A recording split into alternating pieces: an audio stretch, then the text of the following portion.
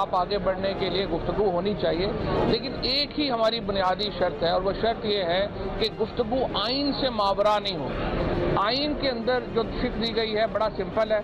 शाह साहब ने supreme court को यह प्राइज भी किया कि देखिए ये तो खुद ही हमें बता रहे थे कि आप पंजाब और केपी की असम्बली तोड़ दें इलेक्शन हो जाएंगे। वो असम्बलियाँ तोड़ने के बाद निगरान हुकूमतें ये मामला नहीं चला सकती। केयर टेकर का कॉन्सेप्ट डाला गया, उसका बुनियादी मकसद क्या था? उसका मकसद था कि एक ऐसा निगरान सेटअप हो जो वाकईतन गैर जानिबदार हो। हमें पंजाब का बिलखुसूस उसमें वो गैर जानिबदारी का अंतर दिखाई नहीं दे रहा। एक ही रास्ता है कि मरकज और सूबों में निगरान हुकूमतें कायम हो और बकर ईद के बाद कंसेंसस मशावरत के साथ एक तारीख का तयन हो। हम चाहते हैं कि आइन से मावरा कोई इक़दाम न हो। हमारे इत्तेहादी समझते हैं और उनके इस बात को मैं एग्री भी करता हूँ कि डायलॉग जो सियासी जमातों की काम है, सियासत के मैदान का एक अमल है, पार्लियामान के बाहर होना नामुमकिन कि नेगोशिएशंस पे कंसेंसस होगा with a gun to our head and you can not expect कि अगर नेगोशिएशंस होते हैं वो सक्सेसफुल होंगे with a gun to our head. बिस्मिल्लाहिर्रहमानिर्रहीम, अस्सलाम वालेकुम। प्रोग्राम एक्सपर्ट्स में मैं आपको खुशामदीद कहूँगी। नाज़रीन, मुत्तफ़िका इलेक्शन का इनेकाद सियासी क़यादत के तदब्बुर और फ़हम फ़रासत का बड़ा इम्तिहान बन गया। मुल्क भर में एक साथ इलेक्शन कराने के मामले पर आज भी सुप्रीम कोर्ट में अहम समाअत हुई है। समाअत के दौरान तमाम सियासी जमातों के नुमाइंदे सुप्रीम कोर्ट में पेश हुए। अमीर जमात इस्लामी सिराजुल हक ने ईद उल अज़हा के बाद इंतखाबात कराने की तजवीज़ दे दी, जिसकी सुप्रीम कोर्ट ने भी हिमायत कर दी। ताहम चीफ जस्टिस ने वाज़े किया कि पंजाब में 14 मई का इंतखाबात का फैसला वापस नहीं लेंगे और आज ही तमाम सियासी जमातें मुज़ाकरात शुरू करें और 4 बजे तक बताएं। जिसके बाद अटॉर्नी जनरल और फारूक एच नाइक ने मुशावरत के लिए अदालत से मजीद वक्त मांगा और ईद के बाद वक्त देने की इस्तदा की और समाअत 27 मई तक मुलतवी कर दी गई।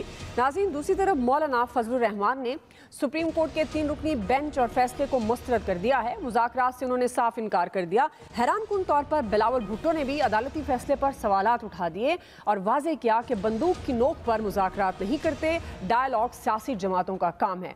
नाज़रीन, हमारा जो आज का एक्सपर्ट्स के लिए पहला और बड़ा सवाल है वो ये होगा कि मुत्तफ़िका इलेक्शन के मामले पर सियासी मुज़ाकराती अमल कामयाब हो सकेगा या नहीं। लेकिन पैनल पर जाने से पहले आज सुप्रीम कोर्ट में होने वाली जो कार्रवाई है उसकी जो ताज़ा तरीन सूरत हाल है वो जानेंगे। हमें ज्वाइन किया है खुसूसी तौर पर हमारे नुमाइंदा एक्सप्रेस न्यूज़ अकील अफजल ने और आज़ाद कश्मीर में ज़ाहिर है नए वज़ीर आज़म बने हैं। अब उस हवाले से भी हम तफसीलन बात करेंगे। हमें मुज़फ़्फ़राबाद से हमारे नुमाइंदा एक्सप्रेस न्यूज़ आसिफ रज़ा मीर ने भी ज्वाइन किया है।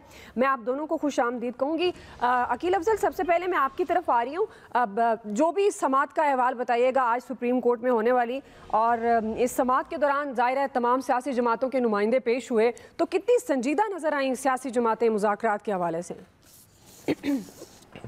देखें दुआ, आज की जो समाअत थी वो नॉर्मली तो सुप्रीम कोर्ट या किसी भी अदालत में जो समाअत होती है वो उसमें कानूनी बहस की जाती है, लेकिन आज की समाअत कानूनी बिल्कुल भी नहीं थी। मासवाए उस एक लम्हे के जब चीफ जस्टिस ऑफ पाकिस्तान ने अटॉर्नी जनरल ऑफ पाकिस्तान को एक मशवरा दिया कि आप इस केस के हवाले से जो वजारत दिफा की दरख्वास्त है, उन्होंने एक दरख्वास्त के ज़रिए सुप्रीम कोर्ट के 4 अप्रैल के हुक्म को वापस लेने का कहा गया। क्या इस तरह की दरख्वास्त के ज़रिए कोई भी अदालत अपना हुक्म वापस ले सकती है? बल्कि चीफ जस्टिस ऑफ पाकिस्तान ने, मैं तो यह कहूँगा कि हुकूमत को एक मशवरा दिया कि जो तरीक़ाकार है आप उसके मुताबिक आएँ। वो तरीक़ाकार क्या है? वो तरीक़ाकार ये है कि आप एक नज़रसानी की दरख्वास्त दायर करें जो कि 30 दिनों के अंदर अंदर दायर की जा सकती है। यानी कि 4 अप्रैल का फैसला तो 4 मई तक उस पर नज़रसानी की दरख्वास्त दायर की जा सकती है। और चीफ जस्टिस ऑफ पाकिस्तान ने यह भी कहा कि कहीं ऐसा ना हो कि वो वक्त भी गुजर जाए, यानी कि आप नज़रसानी दायर भी ना करें और आप सिर्फ यूँ दरख्वास्तों के ज़रिए ही इस केस को जो 14 मई को इंतखाबात करवाने का हुक्म है उसको वापस लेने की इस्तदाई करते रहें। ऐसा नहीं हो सकता, यहाँ मजाक नहीं हो रहा, ये अदालत है। बाकी जो दीगर कार्रवाई थी उसमें मुख्तलिफ सियासी रहनुमा, जिसमें मुस्लिम लीग नून की जानिब से ख्वाजा साद रफ़ीक, अयाज सादिक पेश हुए, पाकिस्तान पीपल्स पार्टी की जानिब से कमरुज़्ज़मान कायरा पेश हुए, JUIF की जानिब से ज़ाहिर बात है कोई भी पेश नहीं हुआ, बलूचिस्तान अवामी पार्टी की जानिब से पेश हुए, और इसके अलावा पाकिस्तान तहरीक इंसाफ की जानिब से शाह महमूद कुरैशी पेश हुए। जो हुकूमती इत्तेहाद में शामिल जमातें थीं उनकी जानिब से जो मौक़िफ़ अपनाया गया वो बड़ा वाज़ेह था। उन्होंने यही कहा कि हम इंतखाबात करना चाहते हैं लेकिन उनकी मौक़िफ़ का लुबे-लुबाब ये था कि सुप्रीम कोर्ट इस मामले में ना पड़े, क्योंकि सियासी अमल है, सियासी अमल कभी भी 2 + 2 4 नहीं होता। सियासी अमल के लिए एक वक्त दरकार होता है, और इसके लिए उन्होंने उन सब की जानिब से अदालत को ये यकीन दहानी करवाई गई कि मुज़ाकरात के लिए हम तैयार हैं। लेकिन जब शाह महमूद कुरैशी को अदालत ने तलब किया, उनको बोलने के लिए डायरेक्शन दी गई, तो उसके बाद शाह महमूद कुरैशी का मौक़िफ़ ज़रा हट के नज़र आया। उनकी जानिब से ये मौक़िफ़ अपनाया गया, जो कि वो उनकी ख्वाहिश थी, कोशिश थी, वो यही थी कि अदालत ही कोई फ़ैसला कर दे, हमें इस अमल में ना डाला जाए। लेकिन अदालत की ऑब्जर्वेशंस के बाद उन्होंने कहा कि फिर हमें गारंटी दी जाए, हमें कोई इस किस्म का यकीन दहानी करवाई जाए कि आया ये जो मुज़ाकरात होंगे वो वक्त का ज़िया नहीं होगा, वो बल्कि एक ठोस अमल होगा। शाह महमूद कुरैशी ने यह भी बताया अदालत के सामने कि एक जो चीज़ मेरी मालूमात की हद तक ज़रूर नहीं थी, उन्होंने कहा कि हमने जब ये असम्बलियाँ तोड़ी तो ये जो हुकूमती इत्तेहाद है पाकिस्तान मुस्लिम लीग नून, पीपल्स पार्टी और इनकी जानिब से हमें मशवरा दिया गया था कि अगर आप इंतखाबात करवाने में संजीदा हैं पूरे मुल्क के अंदर, तो आप ये 2 हुकूमतों को तोड़ दें। इन 2 हुकूमतों को तोड़ने के बाद पूरे मुल्क में इंतखाबात हो जाएंगे। तो शाह महमूद कुरैशी ने ये इल्ज़ाम लगाया कि ये हुकूमती इत्तेहाद में शामिल 2 बड़ी जमातें मुस्लिम लीग नून और पाकिस्तान पीपल्स पार्टी ने हमें यह मशवरा दिया। जब हमने असम्बलियाँ तोड़ दी तो ये लोग अपने मशवरे से पीछे हट गए, अपनी बात से पीछे हट गए। ये भी उन्होंने गिला शिकवा किया कि इससे भी साबित होता है कि अगर हम इनके कहने के ऊपर चलेंगे, कल को ये क्या करें हमें इस चीज़ का आइडिया नहीं होगा। सही है। तो अमीर जमात इस्लामी सिराजुल हक जो कि सुप्रीम कोर्ट, जी कंप्लीट कीजिएगा। कंप्लीट जी बिल्कुल। तो ये जो अमीर जमात इस्लामी सिराजुल हक की जानिब से ताहम अदालत के अंदर मैं ये कहूँगा कि गैर जानिबदाराना बात की गई। उन्होंने इसमें अदालत को भी नपे तोले अल्फाज के अंदर तनकीद का निशाना बनाया।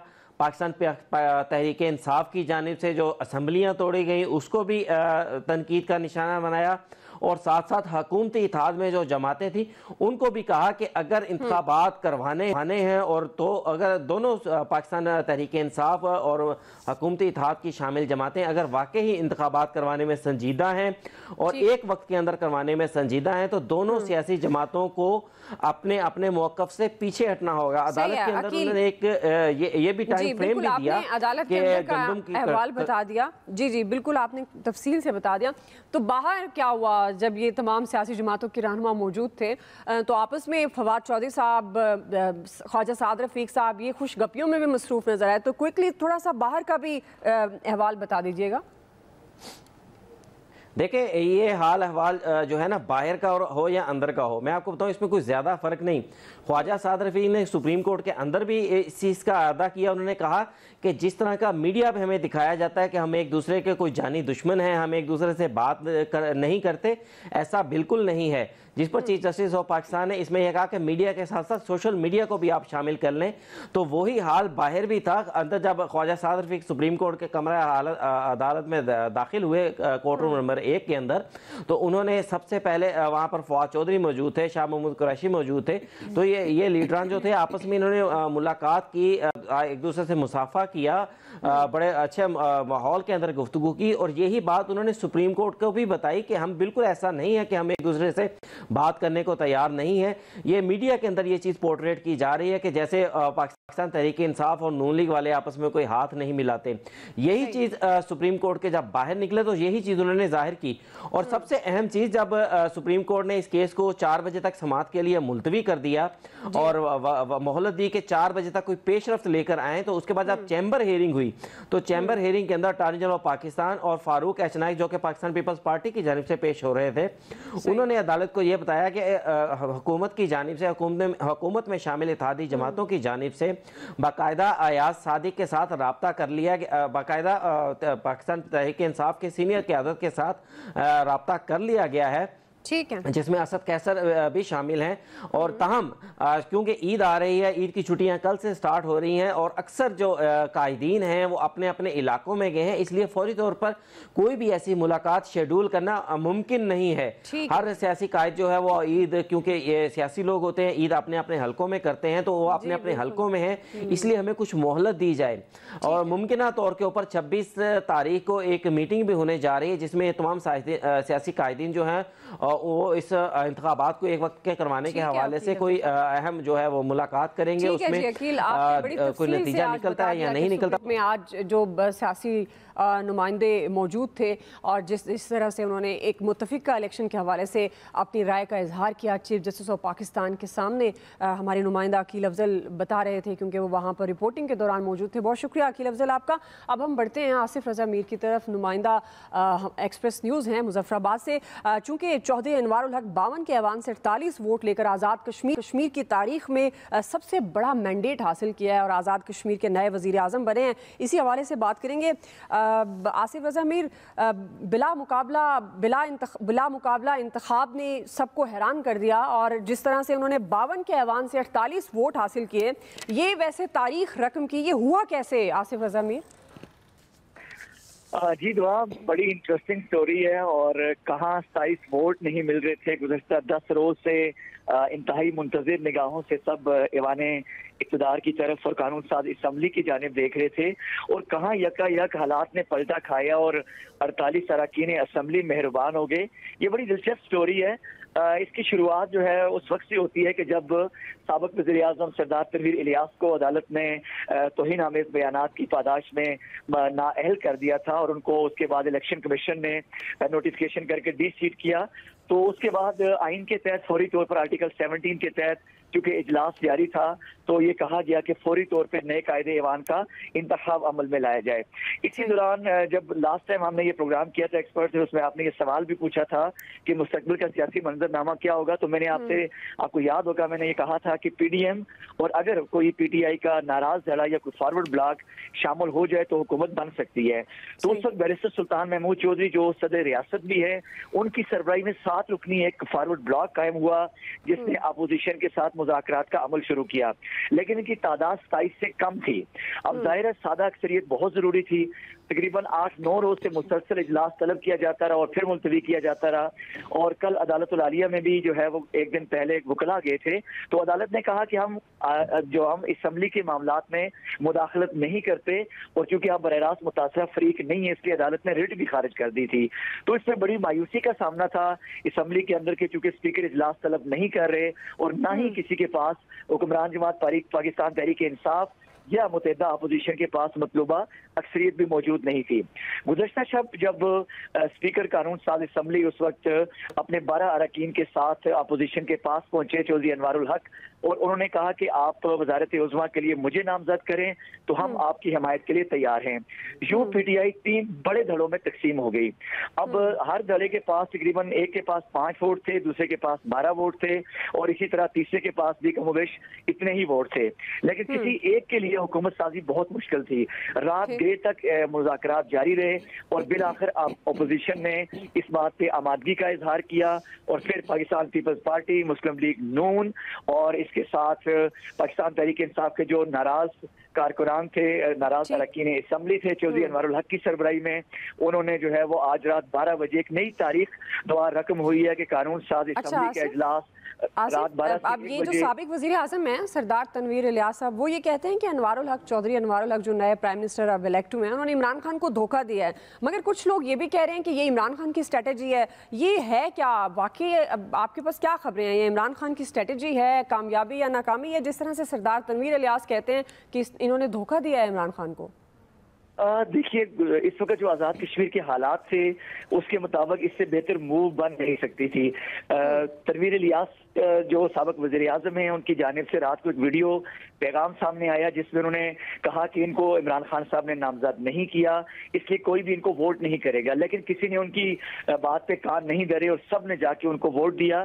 तो ये जो नाराज दला था तनवीर इलियास साहब को कहने के बावजूद, उनकी बारहा गुजारिश के बावजूद किसी ने उन पे कान नहीं धरे। और जो चौधरी अनवारुल हक हैं वो अपनी मर्जी से अपने चंद नाराज अरकान के साथ जाके अपोजिशन से मिले।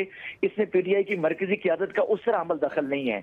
परवेज खटक पे इल्जाम आयद किया साबिक वज़ीर आज़म ने और कहा कि सारी गेम के पीछे उनका हाथ है, लेकिन इसमें बराह रास्त इमरान खान, असद उमर या और कोई मरकजी क़यादत बतौर पार्टी शामिल नहीं थी, क्योंकि वो तनवीर ये चाह रहे थे कि बैरिस्टर सुल्तान महमूद चौधरी जिन्होंने पार्टी से मुबैना बगावत की है, फॉरवर्ड ब्लॉक कायम किया था, तो उनका ये कहना था कि बैरिस्टर सुल्तान महमूद चौधरी या उनका हमायत याफ्ता उम्मीदवार वज़ीर आज़म न बने, बाकी जो मर्जी है बने।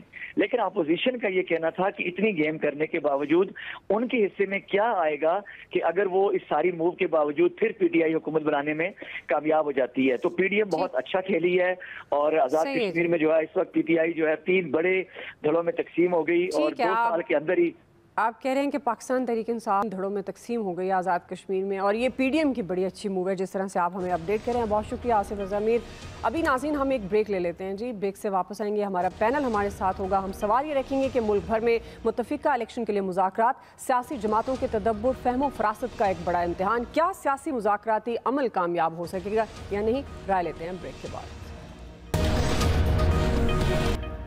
वेलकम बैक नाज़रीन, पैनल का तारुफ करवा देती हूँ। आज पैनल का हिस्सा हैं अयाज़ खान साहब, आमिर इलियास राना साहब, हाफिज़ ताहिर महमूद अशवी साहब, फैसल हुसैन साहब और मोहम्मद इलियास साहब। मैं आप सबको खुशामदीद कहूँगी। आमिर साहब, मैं आपसे आगाज़ करूँगी। सवाल ये है कि जिस तरह से मुल्क भर में मुत्तफ़िका इलेक्शन के लिए मुज़ाकरात, अब ज़ाहिर है ये सियासी जमातों के जो क़यादत है उनके तदब्बुर और फ़हम फ़रासत का एक बड़ा इम्तिहान बन गई है। आप समझते हैं ये जो सियासी मुज़ाकराती अमल है, अगर आज की समात को मद्देनज़र रखते हुए बात की जाए, ये कामयाब हो पाएगा? सियासतदान संजीदा नज़र आ रहे हैं?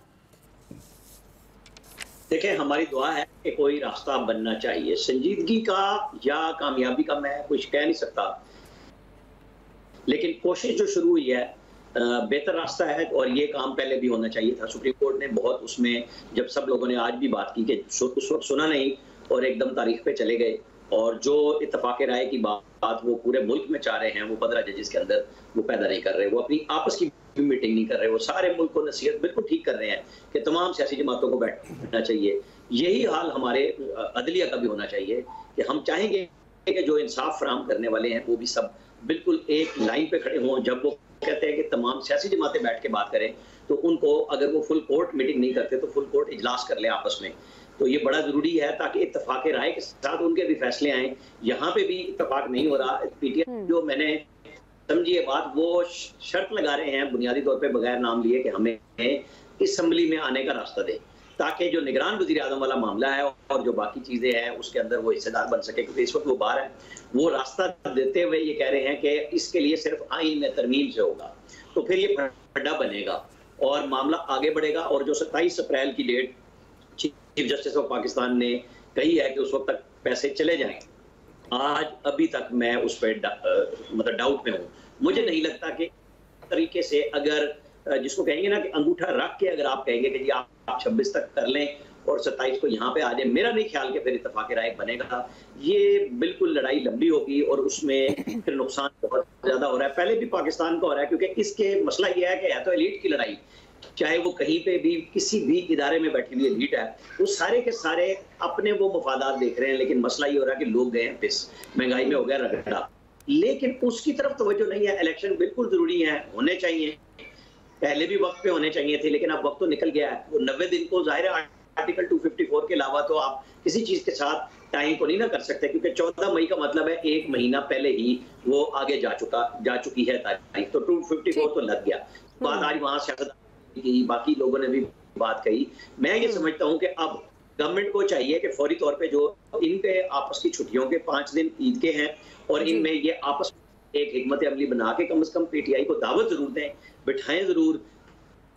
फिर अगर वो शर्त लगाते हैं और ये पब्लिक होनी चाहिए, मुज़ाकरात बैकडोर की अब जरूरत नहीं रही, बहुत ज्यादा वक्त गुजर चुका हुआ है इन लोगों को। अब सुप्रीम कोर्ट के कहने पे चाहे सराजुल हक साहब की अल्टरनेटिव कॉन्फ्रेंस जो होने जा रही है उसके अंदर ये बैठे, लेकिन बात करनी चाहिए पब्लिकली होनी चाहिए कि अगर किसी की कोई शरायत है तो वो भी सामने लाएं। ताकि हमें पता चले नून भाग रही है, पीपल्स पार्टी भाग रही है, पीटीआई भाग रही है, जमात कौन है, लेकिन अब पब्लिकली होना चाहिए। सही है जी। ऐसा आप किस तरह से देखते हैं, आपके ख्याल में अदालती हुक्म पर हुक्मरान इत्तेहाद कितना संजीदा है? क्योंकि बिलावल भुट्टो और फजलुर रहमान ने मुज़ाकराती दोबारा जो है बेंच और अदालती फैसले पर उन्होंने सवालात उठाए हैं, तो आपको लगता है कि ये सियासी मुज़ाकराती अमल कामयाब हो पाएगा? तो जो बुनियादी तौर पे जो सवाल उठा रहे हैं ना, वो बेसिकली चीफ जस्टिस को प्रेशराइज कर रहे हैं कि वो 14 मई का हुक्म वापस ले लें किसी तरीके से।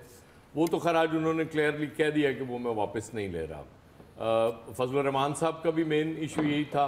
उसके बाद बिलावल साहब 1 यूनिट तक आए कि जी ये हमें काबिल कबूल नहीं है कि सर पंजाब में इलेक्शन हो जाए तो बाकियों के साथ ज़्यादती हो जाएगी। लेकिन बिलावल साथ साथ कुछ पॉजिटिव बातें भी करते रहे हैं। उन्होंने कहा कि जी हम कायल करेंगे सबको, और मैं इसीलिए डेरा इस्माइल खान भी गया था फजलुर रहमान साहब से मिलने, तो हम कायल कर लेंगे मुज़ाकरात पे, वही उन्हें यकीन है। और ज़ाहिर डिमांड भी आप ही की थी कि जी एक ही दिन इलेक्शन होने चाहिए इस मुल्क में, बार बार इलेक्शन नहीं होने चाहिए। तो फिर सुप्रीम कोर्ट ने क्या गुनाह कर दिया? उन्होंने यही कहा है ना कि आपकी जब डिमांड है कि एक दिन इलेक्शन होने चाहिए, तो आप आपस में तय करके हमें बता दें कि इस डेट पे इलेक्शन हो जाएंगे, हम यहाँ से अनाउंस कर देंगे कि ठीक है जी इस डेट पे एक ही वक्त में इस मुल्क में इलेक्शन करा लिए जाए। अब सारा तो आज फिर वो फजलुर रहमान साहब पहले बोले कि जी वो 4-3 का फैसला, फिर बिलावल साहब बोले। तो ये जब सुप्रीम कोर्ट में केस चल रहा था उस वक्त ये प्ली ले लेते, खड़े हो जाते उस पर कि जी हम नहीं मानते इस बेंच को, क्योंकि हम 4-3 का फैसला मानते हैं। वहाँ आपने सरेंडर कर दिया, जाके मान गए कि जी 2-3 का फैसला है, 3-2 का फैसला है। तो उसके बाद फिर मकसद तो सिर्फ गन डालना है या चीज़ों को डिरेल करना है। तो इनको समझ नहीं आ रही। आज तक बदकिस्मती ये है कि हमारे सियासतदान, हमारी पार्लियामेंट किसी एक बड़े फैसले पे ये मुत्तफिक ही नहीं हो सकी इस तरह की किसी चीज़ पे। हाँ, आर्मी चीफ को एक्सटेंशन देनी हो, फौजी अदालतें बननी हो, बिल्कुल इनमें इतफाक हो जाता है, वोट भी दे देते हैं। रज़ा रब्बानी साहब वोट देने के बाद रो भी पड़ते हैं, वो मामलात हो जाते हैं। लेकिन जब बात आ रही है कि जी आप इस सिस्टम को चलाना चाहते हैं, आप जमहूरियत के कस्टोडियन हैं, आप ये कहते हैं, और बिल्कुल पार्लियामेंट सुप्रीम है। जब पार्लियामेंट सुप्रीम है तो ये फैसला पार्लियामेंट से आ जाना चाहिए। आपको आपस में बैठ के तय कर लेना चाहिए जी कि ठीक है इलेक्शन एक ही दिन होने हैं, तो हम ये डिसाइड कर रहे हैं, हमें किसी और के प्रेशर पे नहीं कर रहे। हम समझते हैं कि इस मुल्क के लिए जमहूरियत बहुत जरूरी है। मैंने आपसे कल भी अर्ज किया था कि इलेक्शन नहीं कराने आपने, इसका मतलब है कि कल को कोई भी गवर्नमेंट आएगी, जब वो इलेक्शन नहीं कराना चाहेगी तो वो पार्लियामेंट से करारदाद वो ले आया करेगी कि नहीं जी इलेक्शन अभी हालात साजगार नहीं है, तो इलेक्शन अभी नहीं हो सकते, 2 साल बाद करा लेंगे, 5 साल बाद करा लेंगे। तो फिर ये आइन शाइन और जमहूरियत सब पैक करके कहीं रख दें। तो मेरा मकसद ये है कि इनको अब भी समझ आ जानी चाहिए।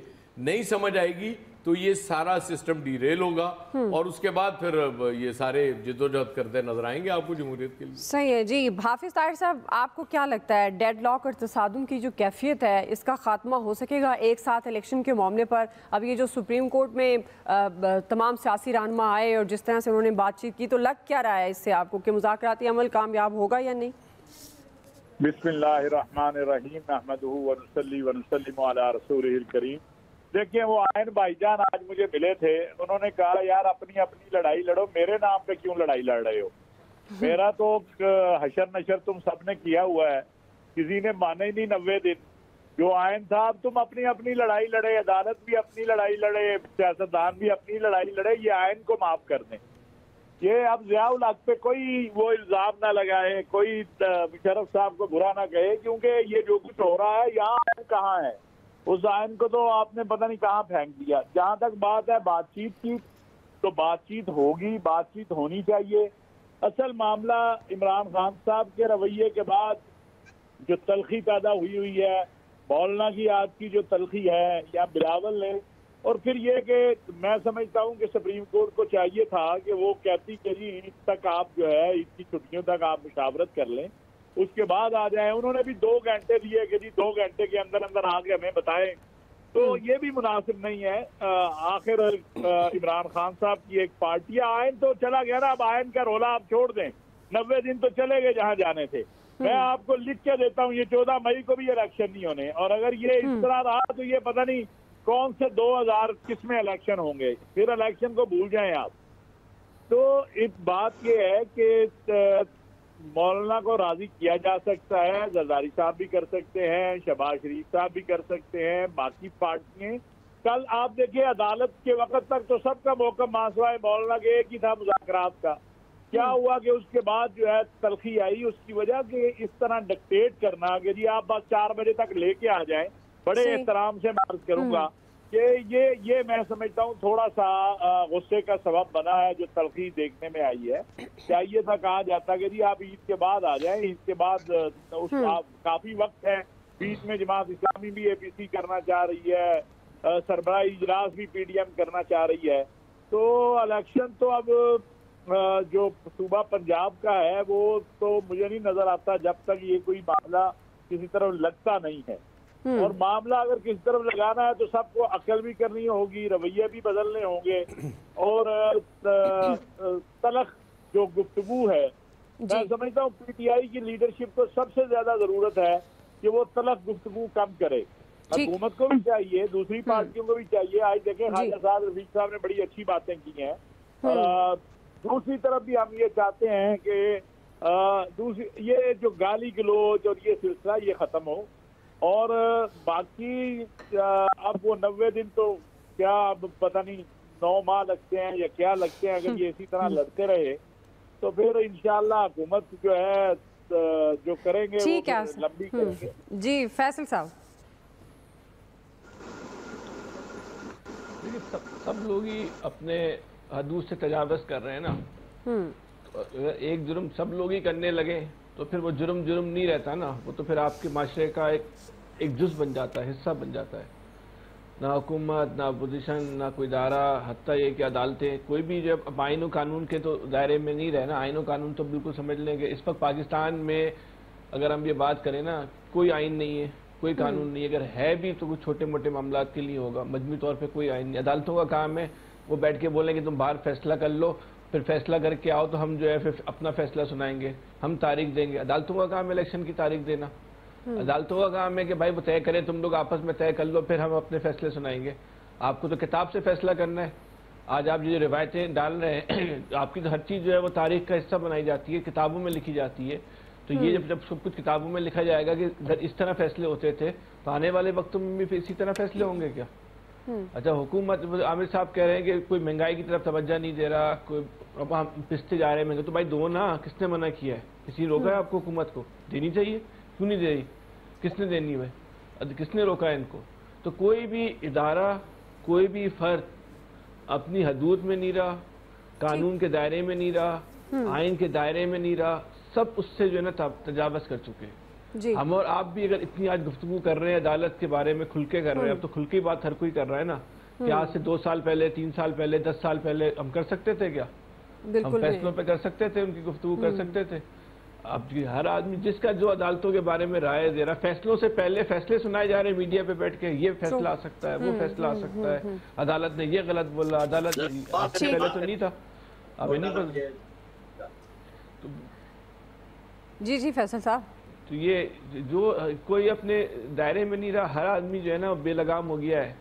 और ये चीजें होती हैं जब माशरे, जब आपकी रियासत तबाह हो जाती है, जब अनारकी पैदा हो जाती है, यही सब चीजें होती हैं।